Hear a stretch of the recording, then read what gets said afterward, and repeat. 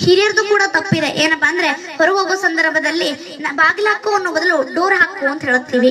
ನಾವು ಬರೋದು ಸ್ವಲ್ಪ ತಡ ಅನ್ನೋ ಬದಲು ನಾವು ಬರೋದು ಸ್ವಲ್ಪ ಲೇಟು ಅಂತ ಹೇಳುತ್ತೀವಿ. ಹೀಗೆ ನಮ್ಮ ಕನ್ನಡಾಂಗ್ಲವನ್ನ ನಾವು ಮಾತನಾಡ್ತಾ ಇದ್ರೆ ಸಂಪೂರ್ಣವಾಗಿ ಕನ್ನಡ ಉಳಿಸೋದು ಯಾವಾಗ? ಸಸ್ಯಗಳಿಗೆ ಎಣ್ಣೆ ಹಾಕಿ ಬೆಳೆಸಕ್ಕಾಗಲ್ಲ, ದೀಪಗಳಿಗೆ ನೀರ್ ಹಾಕಿ ಬೆಳಗಿಸಕ್ಕಾಗಲ್ಲ.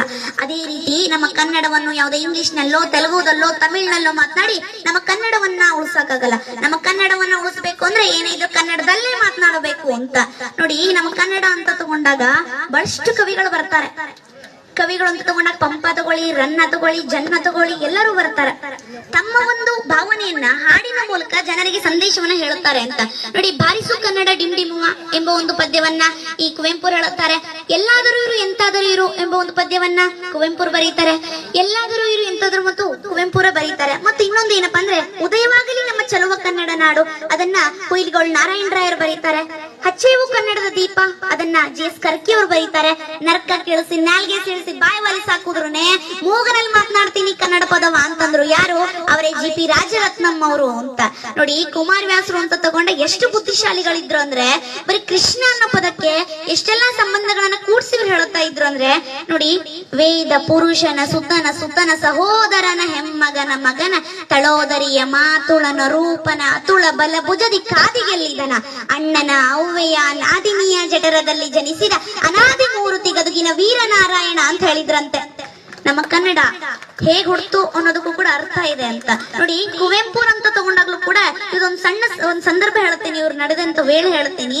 ಏನಪ್ಪಾ ಅಂದ್ರೆ ಇವ್ರು ಮಧ್ಯಾಹ್ನದ ಊಟಕ್ಕೆ ತೆರಳಿರ್ತಾರೆ. ಅಂದ್ರೆ ಇವ್ರು ಬರೀ ಹೆಚ್ಚು ಕನ್ನಡದಲ್ಲಿ ಮಾತನಾಡ್ತಾ ಇದ್ರು. ಯಾಕಪ್ಪ ಅಂದ್ರೆ ತಮ್ಮ ವೃತ್ತಿ ಗೌರವಕ್ಕೆ ಚ್ಯುತಿ ಬರಬಾರದು ಅನ್ನೋ ಒಂದು ಕಾರಣದಿಂದ ಬರೀ ಹೆಚ್ಚು ಕನ್ನಡದಲ್ಲಿ ಇವ್ರು ಮಾತನಾಡ್ತಾ ಇದ್ರು. ಇವ್ರು ಯಾವುದೇ ಭಾಷೆ ವಿರೋಧಿ ಅಂತೂ ಅಲ್ಲ. ಅವರು ಮೊದಲೇ ಕವಿತೆಗಳನ್ನ ಬರೆದಿದ್ದೇ ಇಂಗ್ಲಿಷ್ ನಲ್ಲಿ. ಆದ್ರೆ ಅವರು ಈ ಕನ್ನಡ ಅಧ್ಯಾಪಕರಾಗಿರೋದ್ರಿಂದ ಬರೀ ಹೆಚ್ಚು ಕನ್ನಡದಲ್ಲಿ ಅವ್ರು ಮಾತನಾಡ್ತಾ ಇದ್ರು. ಹೀಗೆ ವಿದ್ಯಾರ್ಥಿಗಳು ನಮ್ ಗುರುಗಳ ಬಾಯಲ್ಲಿ ಹೇಗಾದ್ರೂ ಕನ್ನಡ ಪದವನ್ನ ತರಿಸಬಾರದು, ಇಂಗ್ಲಿಷ್ ಪದವನ್ನು ತರಿಸಬೇಕು ಅಂತ ಹೇಳಿ ಬಹಳಷ್ಟು ಪ್ರಯತ್ನಗಳನ್ನ ಅವ್ರು ಮಾಡ್ತಾರೆ. ಅವಾಗ ಯಾವುದೇ ಪ್ರಯತ್ನ ಕೂಡ ಯಶಸ್ವಿ ಆಗಿರಲ್ಲ. ಒಂದು ಪ್ರಯತ್ನವನ್ನ ಹಮ್ಮಿಕೊಂಡಾಗ ಇದು ಖಂಡಿತವಾಗಿ ಯಶಸ್ವಿ ಆಗೇ ಆಗುತ್ತೆ ಅಂತ ಹೇಳಿ ನಂಬಿಕೆ ಇಟ್ಕೊಂಡು ಆ ಪ್ರಯತ್ನವನ್ನ ಹಮ್ಮಿಕೊಂಡಿರ್ತಾರೆ. ಆ ಪ್ರಯತ್ನ ಯಾವುದು ಅಂದ್ರೆ ಈ ಮಧ್ಯಾಹ್ನದ ಊಟಕ್ಕೆ ಕುವೆಂಪು ಹೊರಗೆ ತೆರಳಿರುವಾಗ ಈ ತರಗತಿಯಲ್ಲಿರುವಂತ ಎಲ್ಲಾ ಲೈಟ್ಸ್ ಗಳನ್ನ ಆನ್ ಮಾಡಿ ಕೂತಿರ್ತಾರಂತೆ. ಲೈಟ್ಸ್ ಆಫ್ ಮಾಡು ಅನ್ನೋದು ಇಂಗ್ಲಿಷ್ ಪದ ಆಗುತ್ತೆ. ಲೈಟ್ಸ್ ಯಾರು ಹಚ್ಚಿದೀರಿ ಅನ್ನೋ ಒಂದು ಪದಾನು ಇಂಗ್ಲಿಷ್ ಆಗುತ್ತೆ. ಇಂಗ್ಲಿಷ್ ತರಿಸ್ತೀವಿ ಇವ್ರ ಬಾಯಲ್ಲಿ ಅಂತ ಹೇಳಿ ಅವ್ರು ಕುತೂಹಲದಿಂದ ಶಾಂತ ರೀತಿಯಿಂದ ಎಲ್ಲಾ ವಿದ್ಯಾರ್ಥಿಗಳು ತರಗತಿಯಲ್ಲಿ ಕೂತಿರ್ತಾರೆ. ಆಗ ಕುವೆಂಪು ಮಧ್ಯಾಹ್ನದ ಊಟ ಮುಗಿಸಿ ಬರ್ತಾರಂತೆ ತರಗತಿಗೆ. ಬಂದು ಈ ಎಲ್ಲಾ ಲೈಟ್ಸ್ ಗಳನ್ನ ಆನ್ ಆಗಿರೋದು ನೋಡ್ತಾರೆ. ಲೈಟ್ಸ್ ಯಾರು ಹಚ್ಚಿದ್ರು ಅಂತ ಕೇಳ್ಬೇಕಲ್ಲ, ಇಂಗ್ಲಿಷೇ ಆಗತ್ತದು. ಅದ್ರ ಅಚ್ಚ ಕನ್ನಡದಲ್ಲಿ ಅವ್ರು ಮಾತನಾಡ್ತಾ ಇದ್ರಲ್ಲ, ಅವ್ರು ಏನಂತ ಕೇಳಿದ್ರು ಅಂದ್ರೆ ಈ ಮಠ ಮಧ್ಯಾಹ್ನದಲ್ಲಿ ದೀವಿಗೆ ಹಚ್ಚಿರುವಂತ ಧೀರರಾರು ಅಂತ ಕೇಳಿದಾಗ ಯಾರು ಹಚ್ಚಿರ್ತಾರೋ ಸರ್ ನಾ ಹಚ್ಚಿದೀನ್ರಿ ಅಂತ ನಿಲ್ತಾನಂತೆ. ಮತ್ ಬಟನ್ ಆಫ್ ಮಾಡು ಅಂತ ಅನ್ಬೇಕಲ್ಲ. ಒಂದನೇ ಪ್ರಯತ್ನ ಹೇಗಿದ್ರು ಮುಗಿದೋಯ್ತು, ಎರಡನೇ ಪ್ರಯತ್ನ ಆದ್ರೂ ಯಶಸ್ವಿ ಆಗುತ್ತೆ ಅಂತ ಹೇಳಿ ಕೂತಿರ್ತಾರೆ. ಬಟನ್ ಆಫ್ ಮಾಡಿದ್ರೆ ಲೈಟ್ಸ್ ಆಫ್ ಆಗೋದು, ಮತ್ತೆ ಇಂಗ್ಲಿಷ್ ಪದನೇ ಆಗುತ್ತಲ್ಲ ಇದು. ಅವಾಗ ಏನ್ ಹೇಳ್ತಾರೆ ಅಂದ್ರೆ ಎಲೆ ಅಧಮ ಅದುಮು ಆ ಗುಂಡಿಯನ್ನು ಅಂತ ಹೇಳಿದ್ರಂತೆ. ಏನಪ್ಪಾ ಅಂದ್ರೆ ಅಧಮ ಅಂದ್ರೆ ದಡ್ಡ, ಈ ಅದುಮು ಅಂದ್ರೆ ಒತ್ತು, ಗುಂಡಿ ಅಂದ್ರೆ ಬಟನ್ ಅಂತ. ಎಲೆ ಅಧಮ ಅದುಮು ಆ ಗುಂಡಿಯನ್ನು ಅಂತ ಹೇಳಿದ್ರಂತೆ. ಅವಾಗ ವಿದ್ಯಾರ್ಥಿಗಳಿಗನ್ಸುತ್ತೆ ನಮ್ ಗುರುಗಳೇ ಕನ್ನಡದ ಮೇಲೆ ಇಷ್ಟ ಅಭಿಮಾನ ಪಡುವಾಗ ನಾವ್ಯಾಕ್ರಿ ಸುಮ್ಬಿಡ್ಬೇಕು, ನಾವು ಕೂಡ ಕನ್ನಡವನ್ನ ಮಾತನಾಡೋಣ ಅಂತ ಹೇಳಿ ಅವರು ಕೂಡ ಕನ್ನಡವನ್ನ ಮಾತನಾಡ್ಲಿಕ್ಕೆ ಶುರು ಮಾಡಿದ್ರು ಅಂತ. ಇದು ನಮ್ಮ ಕನ್ನಡ ಭಾಷೆಗೆ ಇರುವಂತ ಒಂದು ಶ್ರೀಮಂತಿಕೆ ಅಂತ ನೋಡಿ. ಈ ಇಂಗ್ಲಿಷ್ ಹುಟ್ಟಿದ್ದು ಸಂಸ್ಕೃತ ಭಾಷೆಯಿಂದಲೇ ಅಂತ ಹೇಳಬಹುದು. ನಾವು ಸಂಸ್ಕೃತ ನೆಲದಿಂದ ಹುಟ್ಟಿದವರು, ನಾವು ಹೆಮ್ಮೆ ಪಡಬೇಕು ಸಂಸ್ಕೃತ ಭಾಷೆಗೆ. ನೋಡಿ, ನಾವು ಸಂಸ್ಕೃತದಲ್ಲಿ ಅಣ್ಣನಿಗೆ ಏನಂತ ಕರಿತೀವಿ? ಭ್ರಾತೃ ಅಂತ ಕರಿತೀವಿ. ಅದು ಇಂಗ್ಲಿಷ್ ನಲ್ಲಿ ಬ್ರದರ್ ಅಂತ ಆಯ್ತು. ನಾವು ಮಾತೃಗೆ ನಮ್ ತಾಯಿಗೆ ಮಾತೃ ಅಂತ ಕರೆದ್ರೆ ಅದು ಇಂಗ್ಲಿಷ್ ನಲ್ಲಿ ಮದರ್ ಅಂತ ಆಗುತ್ತೆ. ತಂದೆಗೆ ಪಿತೃ ಅಂತ ಕರೆದ್ರೆ ಅದು ಇಂಗ್ಲಿಷ್ ನಲ್ಲಿ ಫಾದರ್ ಅಂತ ಆಯ್ತು ಅಂತ. ಬರೀ ಸಂಬಂಧಗಳಷ್ಟೇ ಅಲ್ಲ, ವಾರಗಳಂತ ತಗೊಂಡಾಗ್ಲೂ ಕೂಡ ನಮ್ಮ ಪೂರ್ವಿಕರು ಮೊದಲೇ ದಿನವನ್ನ ಸೂರ್ಯನಿಗೋಸ್ಕರ ಇಡೋಣ, ಇಡೀ ಜಗತ್ತಿಗೆ ಬೆಳಕೊಡೋನು ಸೂರ್ಯ, ಸೂರ್ಯನಿಗೋಸ್ಕರ ಮೊದಲ ದಿನವನ್ನ ಇಡೋಣ ಅಂತಂದಾಗ ರವಿ ಅಂದ್ರೆ ಸೂರ್ಯ ಅಂದ್ರೆ ರವಿವಾರ ಅಂತ ಇಡೋಣ ಅಂತ ಹೇಳಿ ಸೂರ್ಯನಿಗೋಸ್ಕರ ಮೊದಲ ದಿನವನ್ನ ಇಟ್ರು. ಅದೇ ಇಂಗ್ಲಿಷ್ನವರು ಸಂಡೇ ಅಂತ ಮಾಡಿದ್ರು. ಸಂಡೇ ಅಂತ ಕರಿತೀವಿ ರವಿವಾರಕ್ಕೆ. ಎರಡನೇ ದಿನ ಸೋಮವಾರ ಅಂತ. ನಮ್ಮ ಪೂರ್ವಿಕರು ಸೂರ್ಯನನ್ನ ಬಿಟ್ರೆ ಇಡೀ ಜಗತ್ತಿಗೆ ಅತಿ ಹೆಚ್ಚು ಬೆಳಕೊಡೋನು ಚಂದ್ರ, ಚಂದ್ರ ಅಂದ್ರೆ ಸೋಮ. ಎರಡನೇ ದಿನವನ್ನ ಅವನಿಗೋಸ್ಕರ ಇಡೋಣ ಅಂತ ಹೇಳಿ ಸೋಮವಾರ ಅಂತ ಇಟ್ರು. ಅದು ಇಂಗ್ಲಿಷ್ ನಲ್ಲಿ ಮೂನ್ ಡೇ ಅಂತ ಇಟ್ರೆ ಈ ಸಂಸ್ಕೃತವ್ರು ನೋಡಿ ಕನ್ನಡದವ್ರು ನೋಡಿ ಕಾಪಿ ಹೊಡೆದಿದೀವಿ ಅಂತ ಗೊತ್ತಾಗತ್ತೆ. ಅದಕ್ಕೋಸ್ಕರ ಒಂದ್ 0 ತೆಗೀರಿ, ಮಂಡೆ ಅಂತ ಇಡ್ರಿ ಅಂತ ಮಂಡೆ ಅಂತ ಇಟ್ರು ಅಂತ. ಇದು ನಮ್ಮ ಕನ್ನಡ ಭಾಷೆಗಿರುವಂತ ವೈಶಿಷ್ಟ್ಯ ಅಂತ.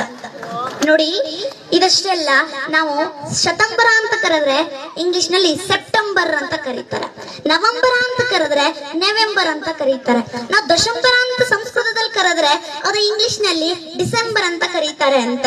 ಇಡೀ ಪ್ರಪಂಚದ ಲಿಂಕ್ ಲ್ಯಾಂಗ್ವೇಜ್ ಆಗಿರುವಂತ ಇಂಗ್ಲಿಷ್, ಇಡೀ ಪ್ರಪಂಚದ ಎಲ್ಲಾ ಜ್ಞಾನವನ್ನು ತನ್ನಲ್ಲೇ ಬಚ್ಚಿಟ್ಕೊಂಡು ಮೆರೆದಾಡ್ತಿರುವಂತ ಇಂಗ್ಲಿಷ್ಗಾಗ್ಲಿ, ಭಾರತದ ಹೆಚ್ಚಾಗಿ ಮಾತನಾಡುವಂತ ಹಿಂದಿಗಾಗ್ಲಿ ತನ್ನದೇ ಆದಂತ ಸ್ವಂತ ಲಿಪಿ ಇಲ್ಲ ಅಂತ. ಇಂಗ್ಲಿಷು ಲ್ಯಾಟಿನ್ ಲಿಪಿಯನ್ನ ಬಳಸ್ಕೊಂಡು ಬರೆದ್ರೆ, ಹಿಂದಿ ದೇವನಾಗರಿ ಲಿಪಿಯನ್ನ ಬಳಸ್ಕೊಂಡು ಬರೀತಾರೆ. ಆದ್ರೆ ನಮ್ಮ ಕನ್ನಡ ಇದೆಲ್ಲದರ ನಡುವೆ ತನ್ನದೇ ಆದಂತ ಸ್ವಂತ ಲಿಪಿಯನ್ನು ಇಟ್ಟು ಅಗ್ರಪಂಕ್ತಿಯಲ್ಲಿ ನಿಲ್ಲುತ್ತಲ್ಲ, ಇದು ನಮ್ಮ ಕನ್ನಡದ ವೈಶಿಷ್ಟ್ಯ ಅಂತ.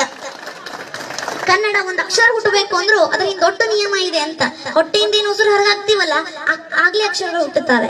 ಅ ಆ ಇ ಈ ಊರು ಎ ಎ ಐ ಒ ಓ ಔ ಅಂತ ಹೇಳ್ಬೇಕಾದಾಗ ನಮ್ಮ ಹೊಟ್ಟೆಯಲ್ಲಿ ಉಸಿರನ್ನ ಹೊರಗೆ ಹಾಕುವಾಗ ತಡೆಯುವಂತ ಯಾವುದೇ ರೀತಿ ವ್ಯವಸ್ಥೆ ಇರೋಲ್ಲ. ಸುಮ್ನೆ ಹೊರಗೆ ಬಂದ್ಬಿಟ್ರೆ ಸಹಜವಾಗಿ ಸ್ವರ ನಿರ್ಮಾಣ ಆಗುತ್ತೆ ಅಂತ. ಎರಡನೇದಾಗಿ ಬರುತ್ತೆ ವ್ಯಂಜನಾಕ್ಷರಗಳು. ಕ ಕ ಗ ಗ ಂಗ ಅಂತ ಹೇಳುವಾಗ ಹೊಟ್ಟೆಯಲ್ಲಿ ಉಸಿರನ್ನ ಕಂಠದ ಆಳದಲ್ಲಿ ತಡೆ ಹಿಡಿತೀವಿ, ಕ ಕ ಗ ಗ ಂಗ ಆಗುತ್ತೆ. ನಾಲ್ಗೆ ತುದಿಯಿಂದ ಮುಂಭಾಗಕ್ಕೆ ಎತ್ತಿ ಅಲ್ಲೇನಾದ್ರೂ ಉಸಿರು ತಡೆ ಹಿಡಿದು ಹೇಳಿದ್ರೆ ಚ ಚ ಜ ಜ ಜ್ಞ ಆಗುತ್ತೆ. ನಾಲ್ಗೆನ್ನ ಹೊಳಿಸಿ ತುದಿಯ ಒಳಭಾಗಕ್ಕೆ ಹೊಡೆದು ಅಲ್ಲೇನಾದ್ರೂ ಉಸಿರು ತಡೆ ಹಿಡಿದು ಹೇಳಿದ್ರೆ ಟ ಟ ಡ ಡ ಣ ಆಗುತ್ತೆ. ನಾಲ್ಗೆನ್ನ ಹಲ್ಲಿಗೆ ಒತ್ತಿ ಅಲ್ಲೇನಾದ್ರೂ ಉಸಿರು ತಡೆ ಹಿಡಿದು ಹೇಳಿದ್ರೆ ತ ತ ದ ದ ನ ಆಗುತ್ತೆ. ಹೊಟ್ಟೆಯಲ್ಲಿರೋ ಉಸಿರನ್ನ ಹೊರಗೆ ಹಾಕುವಾಗ ಎರಡು ತುಟಿಗಳು ಅಡೆತಡೆ ಮಾಡಿದ್ರೆ ಪ ಪ ಪ ಪ ಮ ಆಗುತ್ತೆ ಅಂತ. ಎಷ್ಟು ವೈಜ್ಞಾನಿಕ ಅಂತ. ಕಂಠದ ಆಳದಿಂದ ಶುರು ಮಾಡಿ ತುಟಿಯವರೆಗೂ ಗಾಳಿಯನ್ನ ತಡೆಯೋ ಒಂದೊಂದು ಜಾಗದ ಮೂಲಕ 5 ಅಕ್ಷರಗಳೇನು ಹುಟ್ಟುತ್ತವಲ್ಲ, ಅದು ನಮ್ಮ ಕನ್ನಡದ ವೈಶಿಷ್ಟ್ಯ ಅಂತ. ಓದಿದ್ದನ್ನ ಬರೆಯುವಂತಹ, ಬರೆದಿದ್ದನ್ನ ಓದುವಂತಹ, ಮಾತನಾಡಿದ್ದನ್ನ ಬರೆಯುವಂತ ಸಾಮರ್ಥ್ಯ ಇರೋ ಭಾಷೆ ನಮ್ಮದು. ಅದು ಕೆಲವು ಭಾಷೆಗೆ ಮಾತ್ರ ಇದೆ ಅಂತ. ಕನ್ನಡ ನನ್ನ ಮನಸ್ಸು, ಕನ್ನಡ ನನ್ನ ಕನಸು, ಕನ್ನಡವೇ ನನ್ನ ಹೆಮ್ಮೆಯ ಸೊಗಸು, ಕನ್ನಡಿಗರ ಬಾಯಲ್ಲಿ ಕನ್ನಡ ಇಲ್ಲದೆ ಹೋದ್ರೆ